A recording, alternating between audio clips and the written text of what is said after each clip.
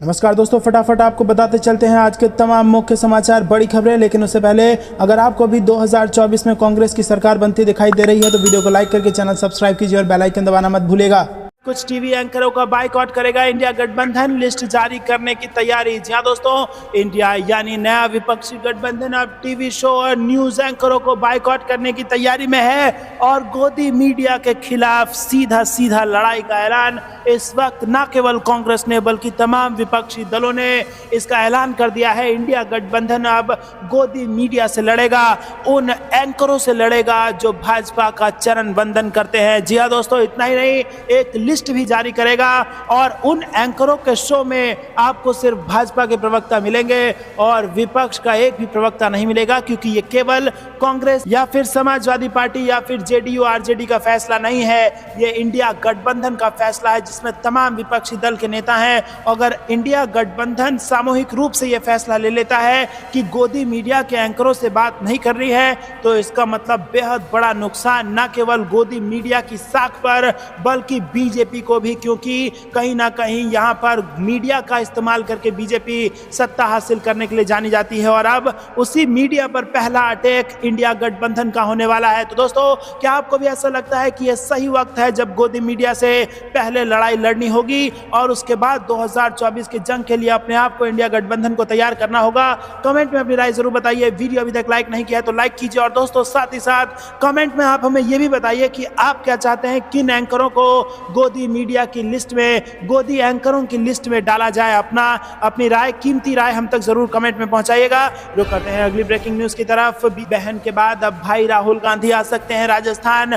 52,000 booth अध्यक्ष और कार्यकर्ता इसमें होंगे शामिल। जी हां दोस्तों, जबरदस्त जन सैलाब के बीच में दहाड़ेंगे राहुल गांधी और मौका होगा राजस्थान चुनाव प्रचार का। जी हां दोस्तों, आपको बता दें कि लगातार प्रियंका गांधी तमाम राज्यों के चुनाव प्रचार में जुटी हुई है, जमीनी स्तर पर मेहनत कर रही हैं और आधी आबादी यानी कि महिलाओं के वोट बैंक को प्रियंका गांधी के जरिए साधा जा सकता है। लेकिन अब भाई राहुल गांधी भी पहुंचने वाले हैं राजस्थान। राहुल गांधी का 23 सितंबर को जयपुर दौरा प्रस्तावित है और कांग्रेस पार्टी राहुल गांधी के इस दौरे पर प्रदेश भर के बूथ अध्यक्षों का सम्मेलन करने की तैयारी में जुटी है। चुनावी साल में संगठन को बड़ा मैसेज देने राहुल गांधी आएंगे।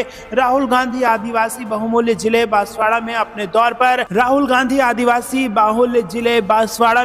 अपने दौरे पर जनसभा से पहले ही चुनावी शंखनाद कर चुके हैं। दोस्तों, आपको याद होगा आपसे 5 साल पहले जब राजस्थान राहुल गांधी आए थे तो जबरदस्त दहाड़ लगाई थी और इसी के साथ नीरव मोदी को जमकर घेरा था, नीरव मोदी को देश का चोर तक कह दिया था।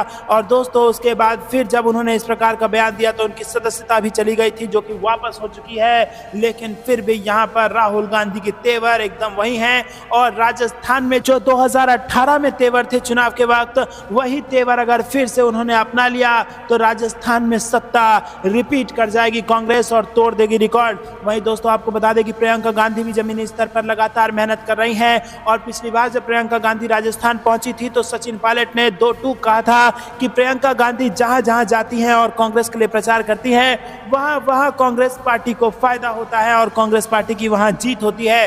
तो राहुल गांधी, प्रियंका गांधी दोनों ही इस वक्त जमीन पर है, जमीनी स्तर पर कार्य कर रहे हैं और राजस्थान, मध्य प्रदेश, छत्तीसगढ़, हरियाणा सरीखे तमाम राज्यों में कांग्रेस की सरकार बनाने की जुगत में है। और अगर इन राज्यों में कांग्रेस को कामयाबी मिली तो 2024 की जो चुनावी जंग है उसमें कांग्रेस के लिए काफी ज्यादा आसानी हो जाएगी और इंडिया गठबंधन के भीतर भी कांग्रेस की दावेदारी काफी ज्यादा बढ़ जाएगी। आपको क्या कुछ लगता है कमेंट में बताइए। वीडियो लाइक कीजिए। दोस्तों, रुक करते हैं अगली ब्रेकिंग न्यूज की तरफ। बीजेपी दफ्तर में G20 के जश्न पर पवन खेड़ा का बड़ा बयान। बोले, शहादत वाले दिन बादशाह के लिए जश्न की महफिल सजी थी। जी हां दोस्तों, एक तरफ जहां पूरा देश निराश है, नाराज है, हताश है और ये चाहता है कि जिस किसी ने भी हमारे सूरवीरों को शहादत दी है उन सबको मिट्टी में मिला दिया जाए, नेस्त नाबूद कर दिया जाए। लेकिन वहीं दूसरी तरफ बीजेपी के दफ्तर में जश्न का माहौल है और वो जश्न G20 का जश्न है जो अब खत्म हो चुका है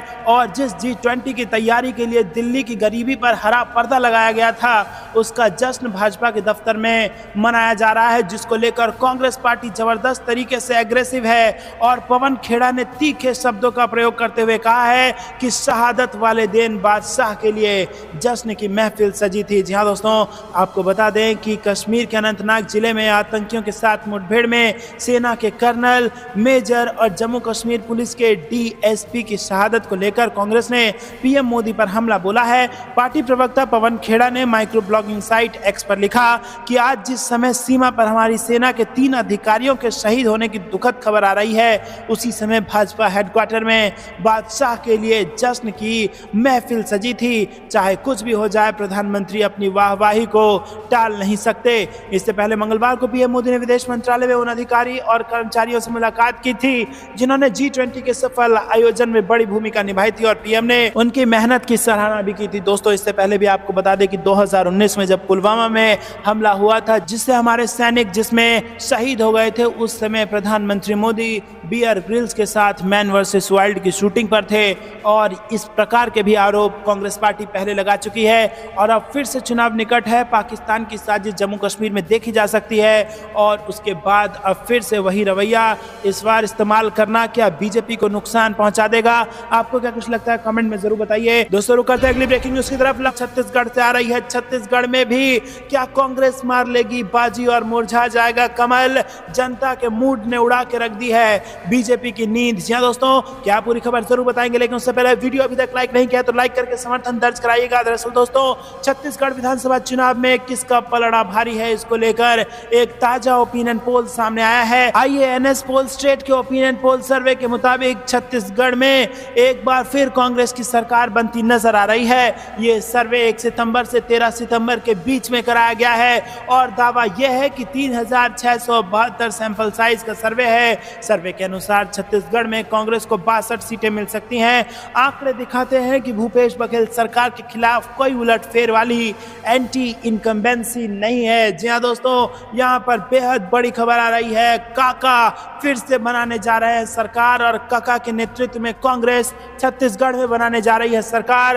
और भूपेश बघेल यानी कि जो छत्तीसगढ़ के लोगों के लिए काका हैं, वो इस वक्त उनके खिलाफ कोई एंटी इनकम्बेंसी छत्तीसगढ़ में नजर नहीं आ रही है। और ओपिनियन पोल की माने तो साल के अंत में होने वाले विधानसभा चुनाव में कांग्रेस को 62 सीटें मिलने का अनुमान है। और ये सर्वे बता रहा है कि छत्तीसगढ़ में एक बार फिर भूपेश बघेल के हाथ में सत्ता लगेगी। मौजूदा वक्त में 90 सदस्यीय छत्तीसगढ़ विधानसभा में कांग्रेस के पास 68 सीटें हैं, लेकिन ये सीटें 22 हो जाएंगी। लेकिन फिर भी 2/3 बहुमत के साथ सरकार बनाने जा रही है छत्तीसगढ़ में कांग्रेस पार्टी। जी हाँ दोस्तों, सर्वे में छत्तीसगढ़ के मुख्यमंत्री भूपेश बघेल को 60% की मजबूत रेटिंग मिली है। जी हाँ दोस्तों, सूबे की आवाज ने बघेल को सबसे लोकप्रिय मुख्यमंत्री उम्मीदवार के रूप में, छत्तीसगढ़ की जनता ने बघेल को सबसे लोकप्रिय मुख्यमंत्री उम्मीदवार के रूप में समर्थन दे दिया है। और सर्वेक्षण में 50% उत्तरदाताओं ने बघेल के प्रदर्शन को एक मुख्यमंत्री के रूप में बेहतर बताया है। तो दोस्तों,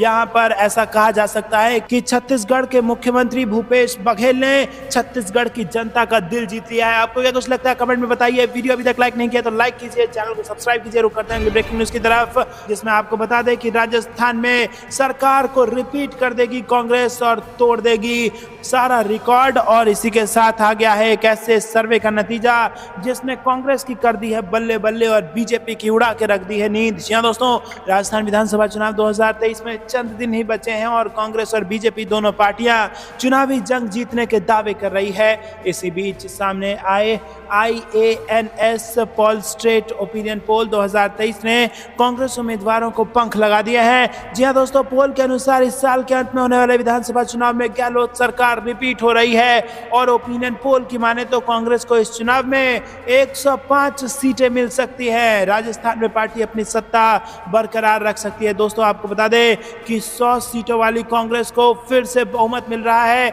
अभी उसके पास 100 सीटें हैं। 200 सदस्यीय राजस्थान का विधानसभा सीट है, जिसमें 100 सीटें कांग्रेस के पास हैं। लेकिन आपको बता दें कि इस बार यह आंकड़ा 100 से बढ़कर 105 हो जाएगा। वहीं दोस्तों, आपको बता दें कि सर्वे ने बीजेपी की नींद उड़ा दी है। ओपिनियन पोल पोल के अनुसार आगामी चुनाव में बीजेपी को 90 सीटें ही मिलने का अनुमान है। वहीं कांग्रेस 2% के सकारात्मक वोट स्विंग उसको मिल रहा है। कांग्रेस को 41% वोट शेयर मिलने का अनुमान बताया गया है, वहीं बीजेपी को 40% वोट मिलेंगे। लेकिन दोस्तों, जब यह सीटों में तब्दील होगा तो कांग्रेस पार्टी के पास बहुमत होगी और इस सर्वे की माने तो 5 सीटों का इजाफा भी होगा और 105 सीटें जीत करके राजस्थान में रिकॉर्ड तोड़ेगी कांग्रेस पार्टी और सरकार को कर देगी रिपीट। दोस्तों, आपको बता दें कि ये कयास लगाए जा रहे थे कि गहलोत गुट और सचिन पायलट गुट में नाराजगी है, कांग्रेस में गुटबाजी है, कार्यकर्ताओं को कंफ्यूज करने की कोशिश की गई थी। लेकिन जैसे ही दोनों बड़े नेता एक साथ आए और जैसे ही सचिन पायलट के पिता राजेश पायलट को लेकर के अफवाह फैलाने की कोशिश की बीजेपी के आईटी सेल ने, उसके बाद गहलोत खुद सचिन पायलट के समर्थन में मैदान में आ गए और सीधा सीधा सचिन पायलट का खुलकर समर्थन किया, जिससे इस बात की पुष्टि हो गई कि राजस्थान के चुनाव में कांग्रेस के कार्यकर्ताओं के बीच कोई कंफ्यूजन नहीं रहना चाहिए, कोई गुटबाजी नहीं है। और उसके बाद एक अलग ही लेवल का उत्साह कांग्रेस के कार्यकर्ताओं में देखने को मिला और उसी का नतीजा ये ओपिनियन पोल के सर्वे के नतीजों में तब्दील होता नजर आ रहा है, जहां पर 105 सीटों के साथ रिकॉर्ड तोड़ने जा रही है कांग्रेस पार्टी और राजस्थान में सरकार को करने जा रही है रिपीट। रुक करते हैं अगली ब्रेकिंग न्यूज की तरफ।